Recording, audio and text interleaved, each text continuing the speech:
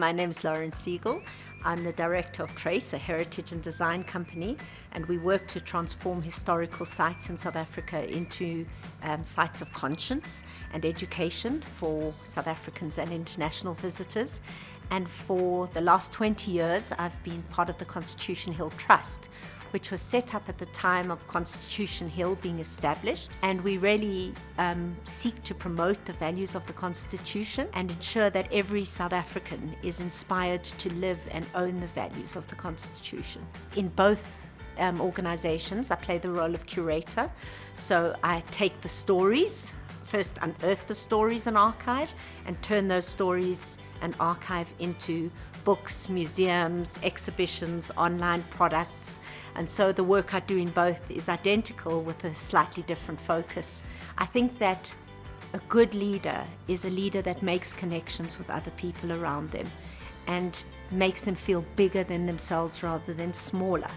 And I think that our job really in a leadership situation is to ensure people are inspired, and you can only be inspired if you feel good about yourself. One of the things I've often been asked about my cancer journey is if a fairy godmother came along and said, I can take away each one of your diagnoses, would you want that to happen?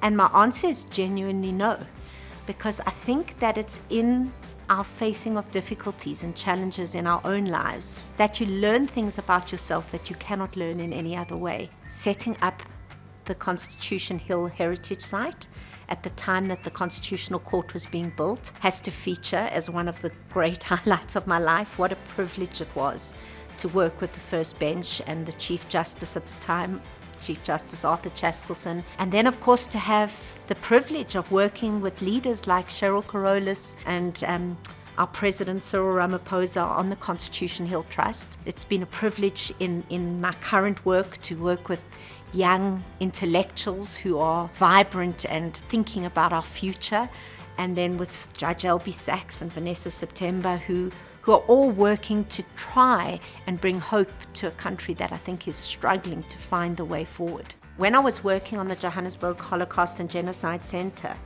one of the things that became apparent was how many survivors of both the Holocaust and the Rwandan genocide had never told their stories, and how many of them were very elderly and were with children and grandchildren who had never heard the darkness and despair that these people had survived.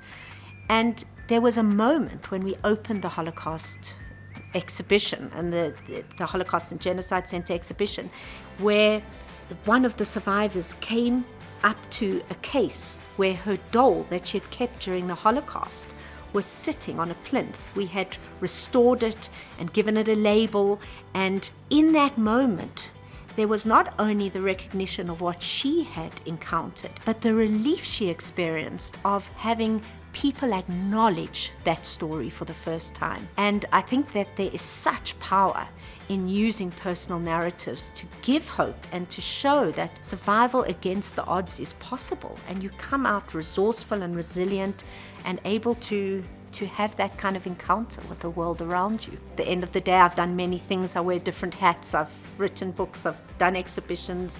But at the heart of it all is storytelling. And I think that storytelling is about connection. And I think that's what this world, post-COVID world, even more so desperately needs, is that sense of connection with others. Others we know, and more importantly, others we don't know.